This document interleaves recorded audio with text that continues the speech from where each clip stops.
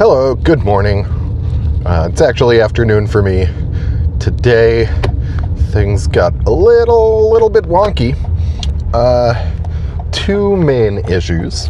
You'll notice that Charlie has been replaced with tires. Some nice product placement there, I guess, for Les Schwab.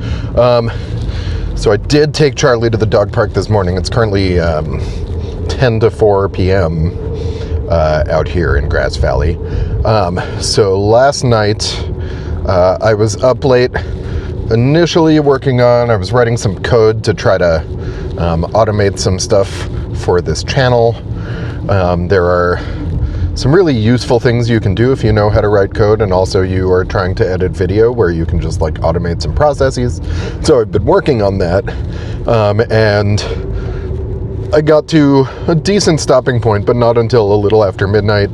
And then I rather foolishly just let myself get sucked into a computer game that I enjoy playing called Football Manager 21. Nothing like a game that simulates bureaucracy, even if it's the bureaucracy of a professional sport. In the past, I've gotten really sucked into baseball versions and football versions of the game, and there's also a soccer one that I recently found, and well, it can be a time suck. So anyway, at about 2 o'clock in the morning, the lights went off in my house because they automatically turn off at 2 a.m. because the system is set to assume that if the lights are on at 2 a.m., there must be a mistake. Unfortunately, I was awake for that. So when that happened, I was like, okay, I need to go to bed. So I went to bed, took a little while to fall asleep. So probably fell asleep around 3. And then this morning at about 6:30, our carbon monoxide detector decided to just share a little beep, beep, beep, beep, beep, beep, beep, beep, but much higher pitched and much louder. And you know, when the carbon monoxide detector goes off, like, you don't want to die in your sleep. So Susie was awake because she gets up every morning at like 5 for work, because she works on East Coast time. But you know, that meant that I had to get up also. And you know, I mean, normally when I am in a good state, I get up at like 7 a.m. But when I go to sleep at 3 a.m., I'd like to sleep a little later. So I got up and Susie called the fire department to come and check for carbon monoxide. And it's just generally better if Charlie is not home when strangers come to the house because he gets really stressed out. So I went to the dog park this morning at about 7 a.m. And I just I was feeling very haggard and very tired. So I didn't record anything at that hour. Then I came home, I went back to sleep for a little while. But now I conveniently have an errand that is taking me to the tire place, which is pretty close to the dog park. So it's actually going to be most of the same drive anyway. It'll be a little shorter, but not a whole lot shorter. So I figured I would just record now. And that is the entire story of today, and why I look a little haggard. This is what I look like when I don't shower or get enough sleep. Anyway, yeah, it was a good, very good morning. So I have been thinking about, I don't know, there are like a couple of different things I've been thinking about, trying to figure out what I should talk about. There are the sort of two main things that I've kind of settled on, and I haven't decided, and I think I'm sort of deciding as I talk about it. One is a little bit of a follow-up on yesterday, and then the other is I figure, you know, at some point I should actually tell all of you a little bit about my background and how you end up with this New York boy living out here in the mountains in California, well, foothills anyway, with a huge beard and a unicorn hat, and you know, talking about social science and politics and humor and whatever. But yeah, I think I having set that up, I think I actually want to talk a little more about the other thing I was going to talk about, and we can sort of start. I sort of figured that like stories about me will come out across the time that I do this, because if it's just me talking, then I'm going to draw on my experience. So at some point, you'll get to hear about the summer that I spent running around a minor league baseball field launching T-shirts into the stands with a pressure cannon. Not just a pressure cannon, we also actually had slingshots, and we were so bad. The slingshots are harder. Pressure cannon's easy. You just push a button. But with a slingshot, if you don't get the angles right, you can mess up, and the shirt will just kind of fall, or it won't really go anywhere, or it won't make it up into the stands. And so the fans complained about us and how bad we were at the slingshot. And so there was a day that we had to go out to the field with the slingshot and just like rigorously practice launching T-shirts until we managed to get it to work. There were also cases where it's also kind of hard to control it, and so if you overdo it in a minor league stadium, it's not that big. We were at Cheney Stadium in Tacoma, Washington, and I think seating capacity was around 10,000, something like that, and so we would occasionally accidentally launch a T-shirt over the top of the stadium. Fans also didn't like that. I guess I'm now kind of into the talking about myself thing, but let's go back a minute to some of the stuff from yesterday, because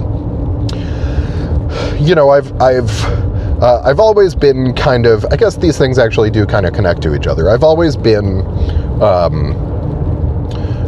more of a, there's the expression jack of all trades, master of none. And I talked in an earlier episode about how I've always been pretty good at getting to like 70 to 80% competence on something, which tends to be, if you enter into cheese making or something like that and you get to 70 to 80% competence, that's a lot more than most people who aren't actually professional cheesemakers, because most people don't bother learning how to make cheese unless they're professional cheesemakers.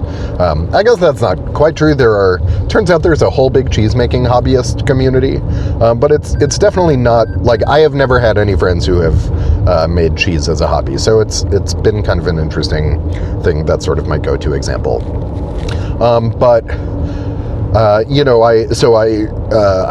I've also mentioned that I worked in data science, data analysis, analytics, pick your sort of buzzword of the moment. And I got into that I started actually with playing with baseball data, and I had a couple of baseball articles published when I was in college. And that's also how I ended up working for a minor league baseball team, sort of. And then I worked for an economic consulting firm when I first graduated from college. I mentioned that the other day in talking about the story with my dad. And so I sort of became a data analyst, and I was pretty good at it. I certainly... there are sort of different components of programming, and I have always been very good at sort of figuring out how to write code that will do what I'm trying to do. But what you're also supposed to do when you write code is document it and, write comments on every line saying, here's what I'm doing here, so that if you get hit by a bus, someone else can pick up the code and understand what you're doing and work with it. And I'm scatterbrained is not a bad word to describe me. So I have always been sort of more of a big picture person, and I can get into details and I can appreciate details. But the way those things get stored in my brain can be pretty disorganized. And especially once you get into working with data at the really higher levels, there's a lot of very complicated math, and I understand it. I'm probably more than 70 to 80%. I'm probably 90th percentile, something like that. But it can get sort of complicated and very technical, and requires a lot of sort of really drilling down on details, and and there are just other people who are better at that than I am. It's not the thing where I feel like I have some unique skill set. And as I said the other day, I don't know if what I'm saying is interesting, but I know that what I have to say is different than what I hear in a lot of places. And so, if I can sort of pick a place where I am unique, then I might as well pursue that. And so that's as I have mentioned many times, that's what I'm sort of trying to do here. But part of it is also I've always been very good at understanding systems. And systems thinking is a really important thing that honestly, we should teach it to kids, and we should teach it in, grade school, high school, somewhere in that process. And we, at least in my experience, we don't. Because the thing about a system is every element of a system affects every other element of a system, right? Like, if you think of the plumbing in your home, if there is a leak in one room, then it will affect the water pressure in a different room, and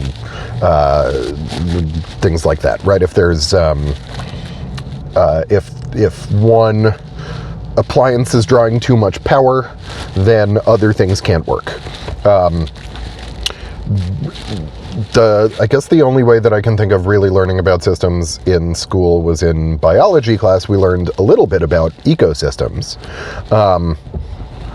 And that, in retrospect, sort of turns out to be a really useful thing.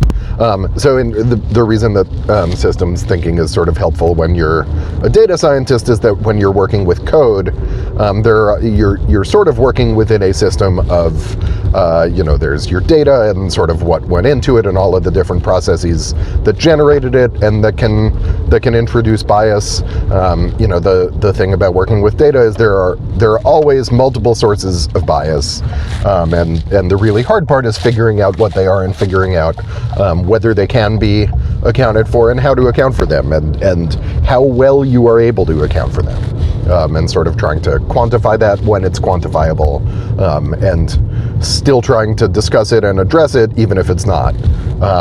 So it's sort of balancing a lot of different complicated moving parts. And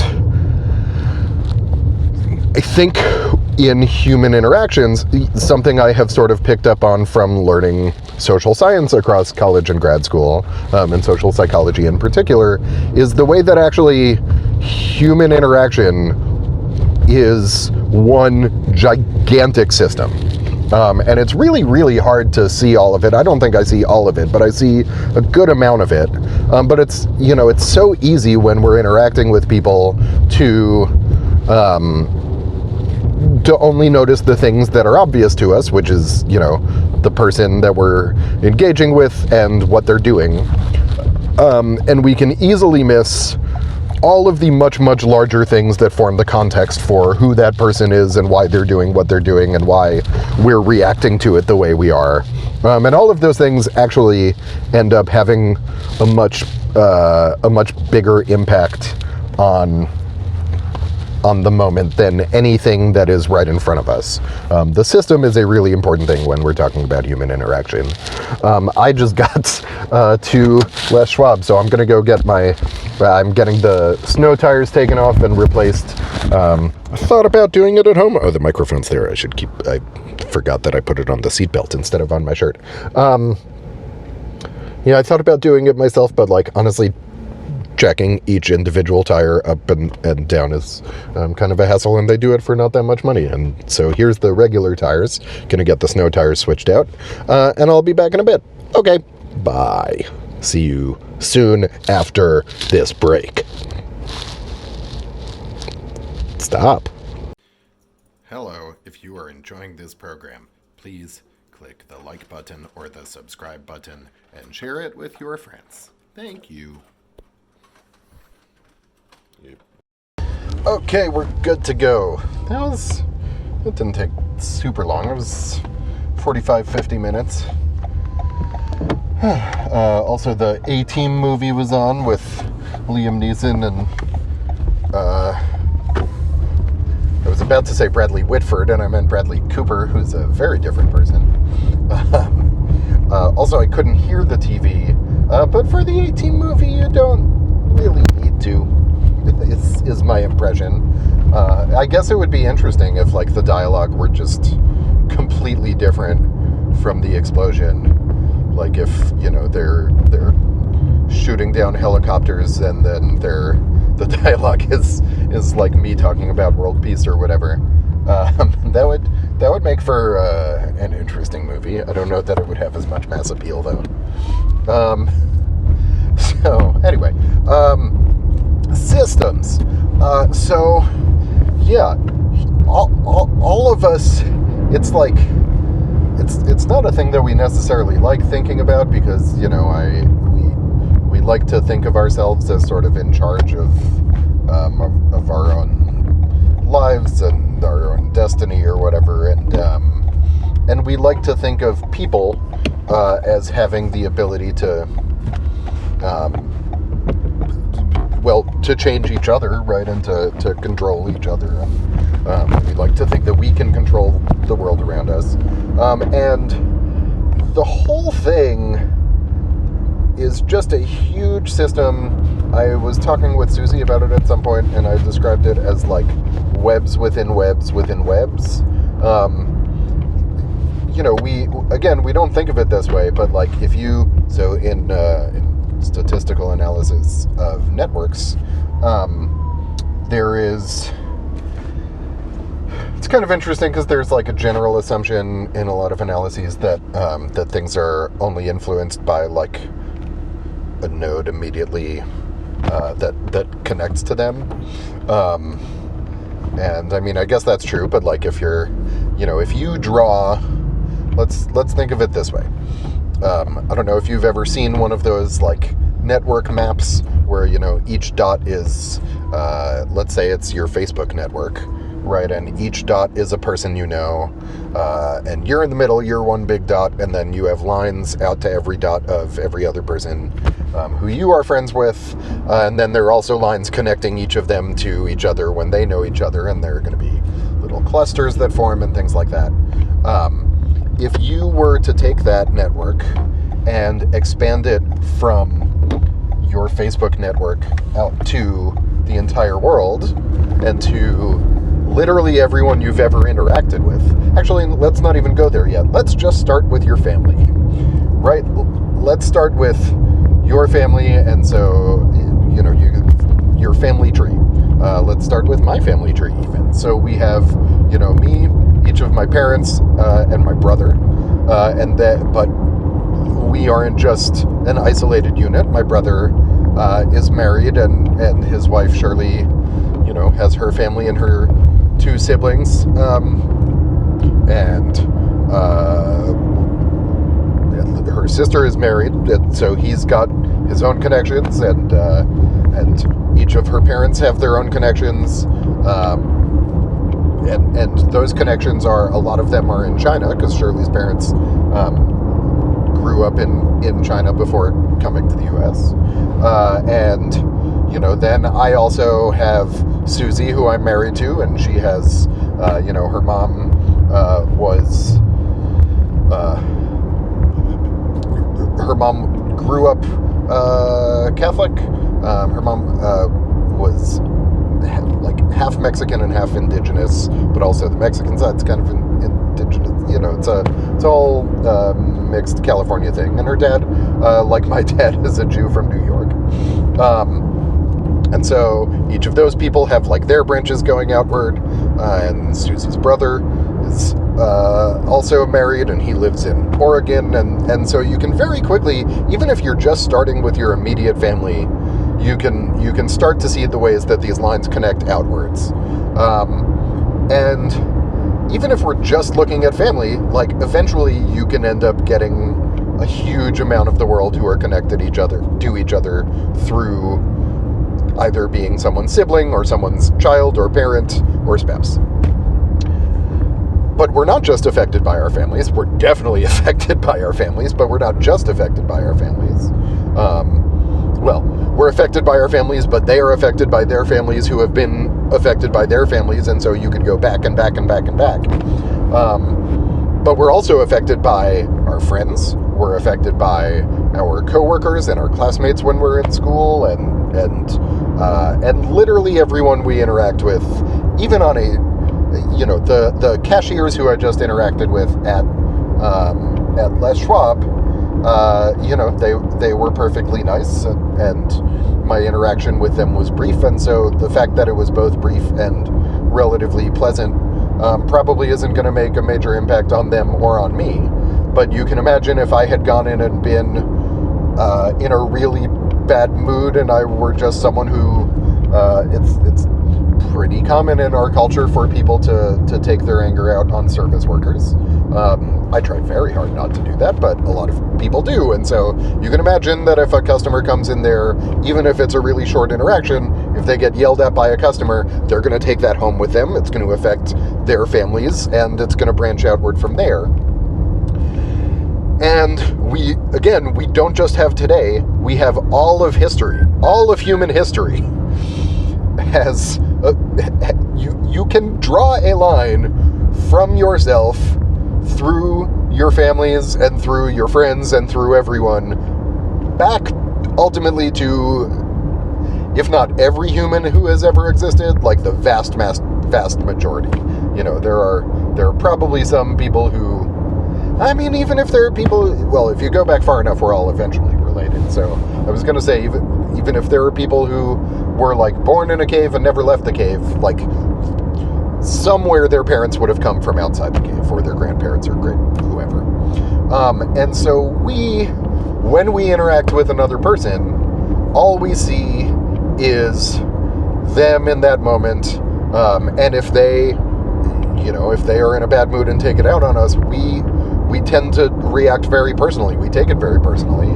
We feel hurt. We feel like, either they're a bad person because we didn't deserve it, or maybe we blame ourselves for appearing weak. That's a really, really common thing that happens with people who have been victims of any kind of abuse. There's sort of a part of you that tends to blame yourself for not stopping whatever happened to you.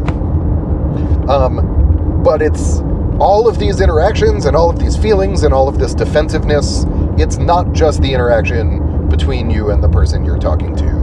It's everyone you've ever interacted with, and everyone they've ever interacted with, and everything that's ever happened to both of you. And on some level, literally everything that has ever happened to anyone you've ever met or anyone they've ever known has an impact on your interaction, even if it's on some super, super, super microscopic level. And when we're trying to think about how to make change, both for ourselves and within the world, that is a really important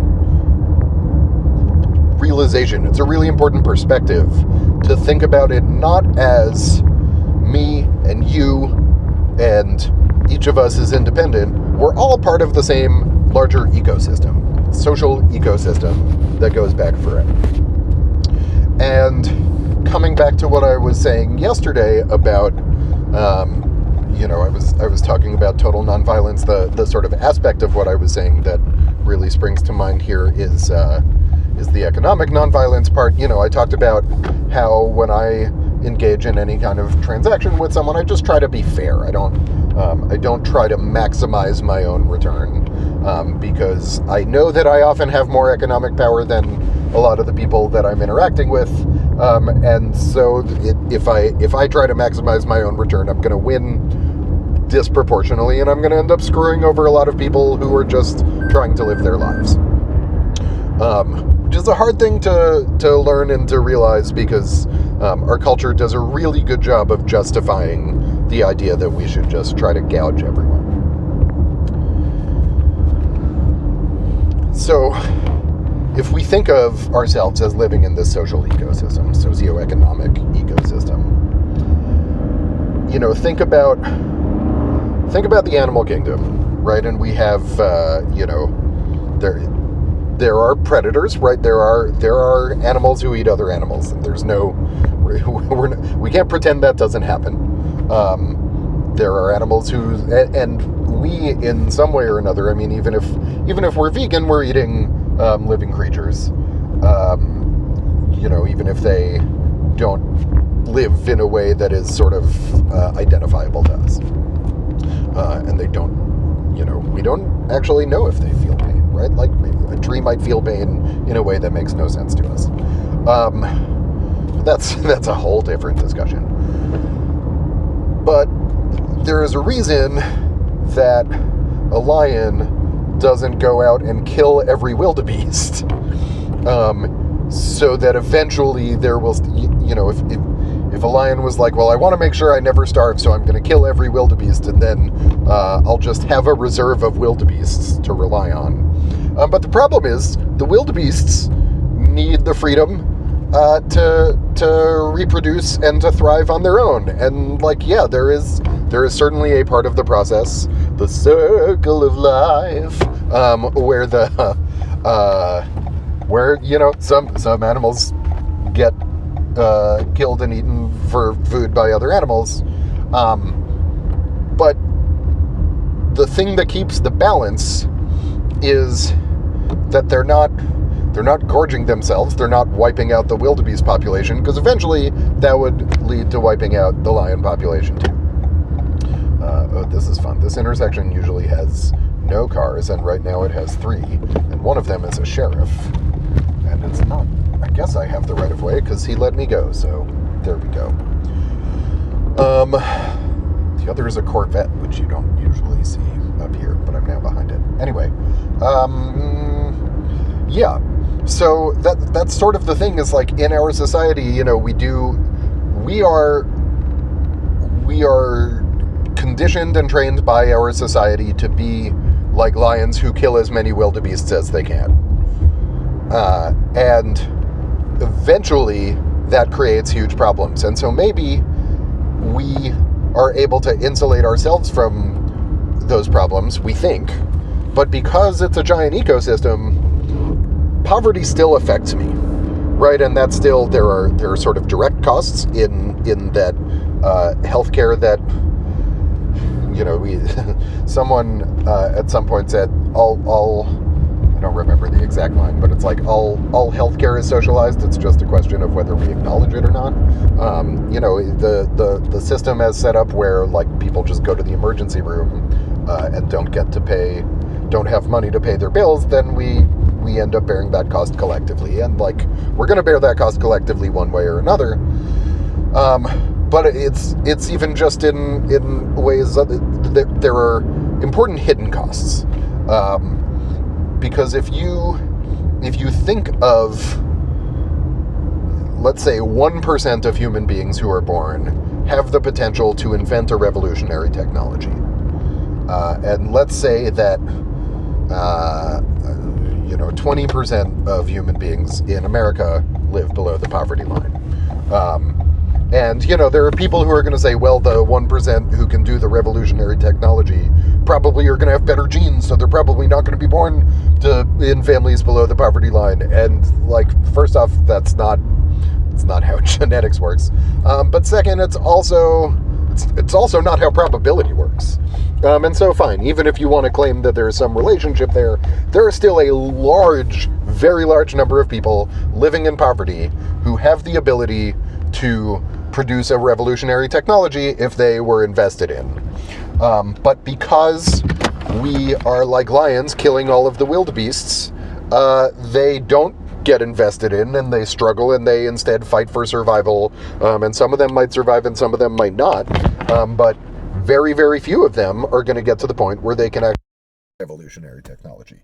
And so, you may think that if you are extremely wealthy, that poverty doesn't affect you, but if you're really wealthy and you have an incurable form of cancer, well, who knows how many people who were born into poverty and never had a chance could have invented the cure to the kind of cancer that you have. And that's sort of what I mean when I say all of this is a system. The entire thing is a system. And so the most important thing that we can do for the health of the system, which, what a wonderful, convenient thing, turns out to also end up being the best thing for us individually, the best thing we can do is make sure that everyone has their needs met and is invested in to a point where they can fulfill their potential. And all of us can benefit from them fulfilling their potential. We have all of these ideas and myths that we tell ourselves about the greatness of individual people, and we have a system that is set up to keep most individuals down. And it's just, it's a disaster. And, that doesn't have to mean like Soviet communist socialist style enforced equality where everyone is treated exactly the same and no one gets anything different, because that's a nightmare too. And all of us are individuals. The reason, the story behind the unicorn hat is that when Susie and I were moving to California, we stopped in a little farmer's market in Montana, and there was someone who had hand painted hats, and she had one that looked like this, but it was kid sized, unsurprisingly, but I liked it, and so I found her store on Etsy, and I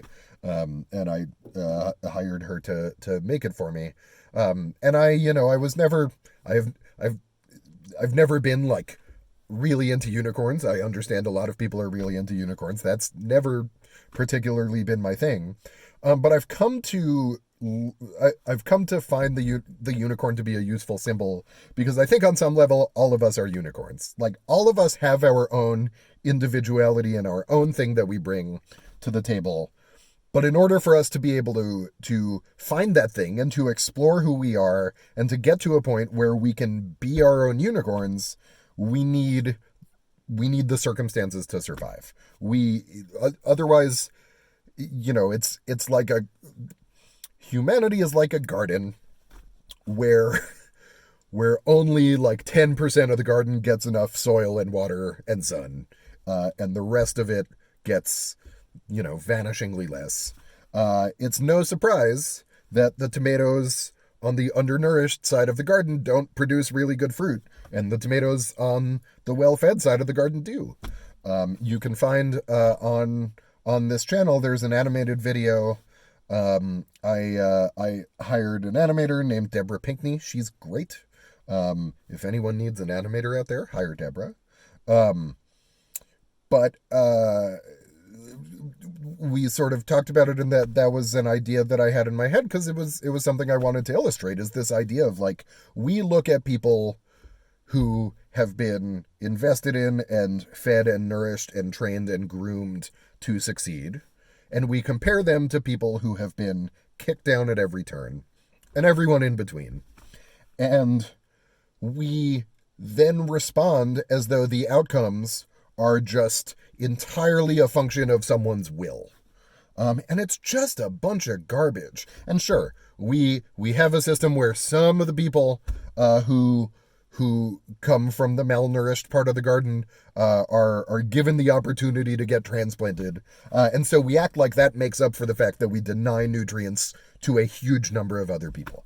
And so we end up with this extremely unhealthy system, this extremely unhealthy garden. And ultimately, when, if you have your garden and all of these foods start dying, then whatever pests come around are going to mostly focus on the fruits that are doing well, and so it's not gonna go well for them either.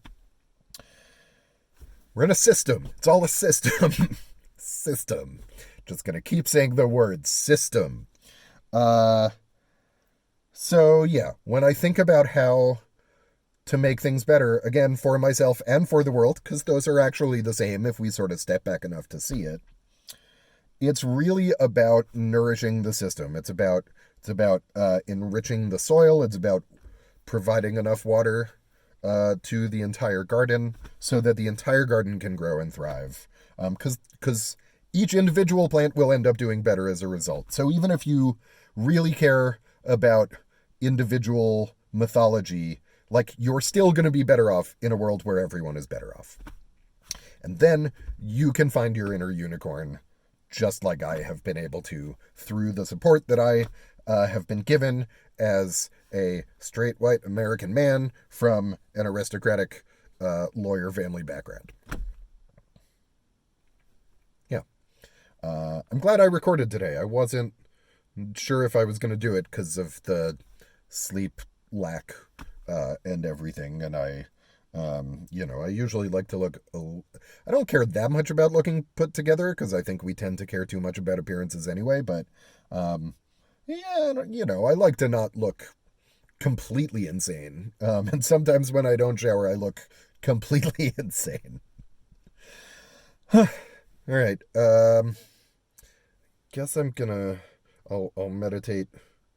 Yeah, I'll get these tires out of the car and then I'll come back and meditate.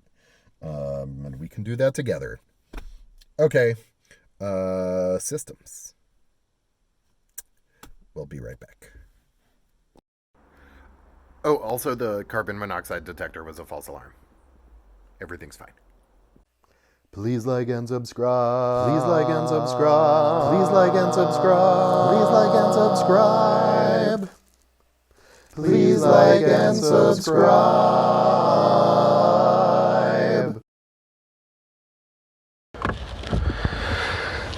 Hi, I'm back. Yeah. So when I was saying that I look a little crazy when I don't shower, this is what I was talking about. I look great.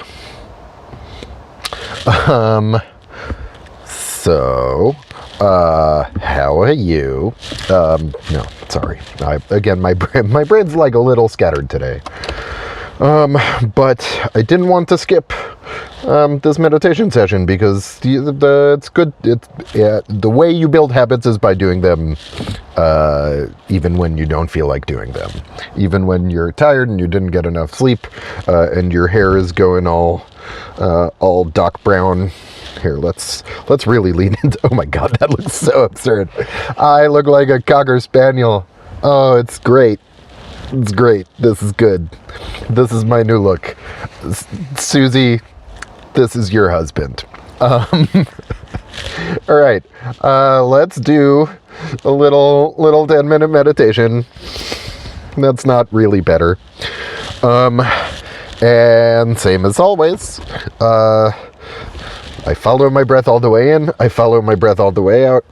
It's hard because I record on my phone, and so I can see myself right there. It's the camera is next to the screen, but I can see myself, and so it's really weird to.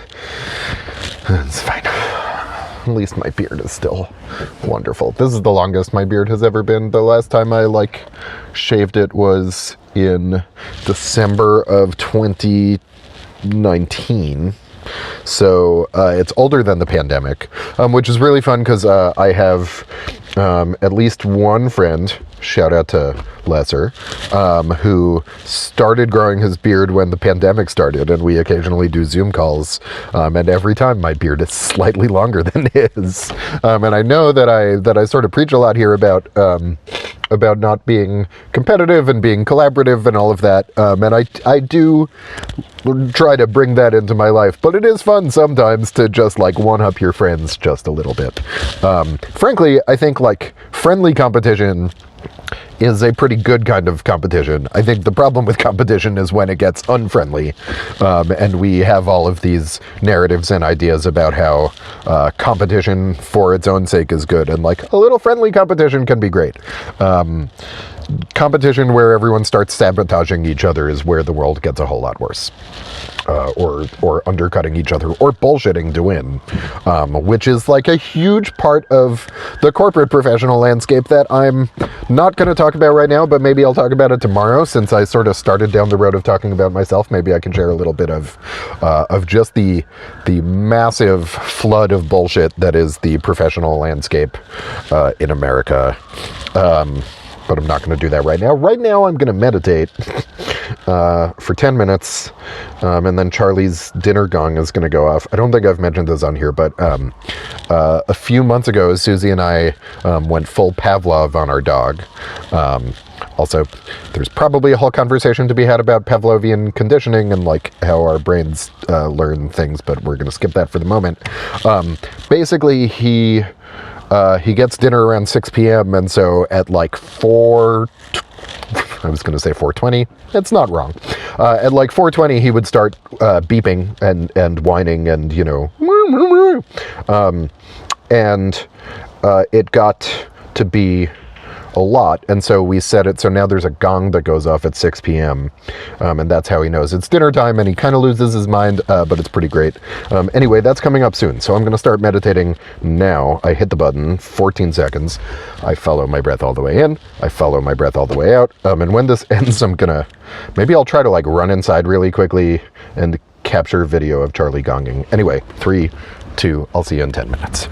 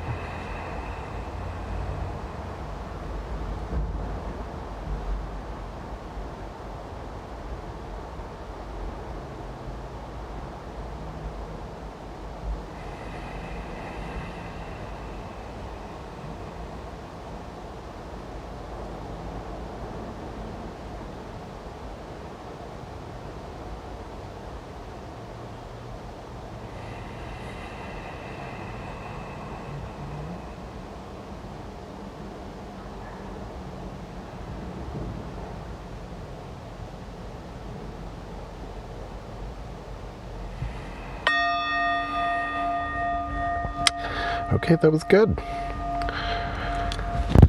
That's going to be it for today. I'll see you tomorrow. Bye. Yeah, it's dinner time. Oh boy, oh boy. Okay, let me get your leash. I know. Yeah, hang on.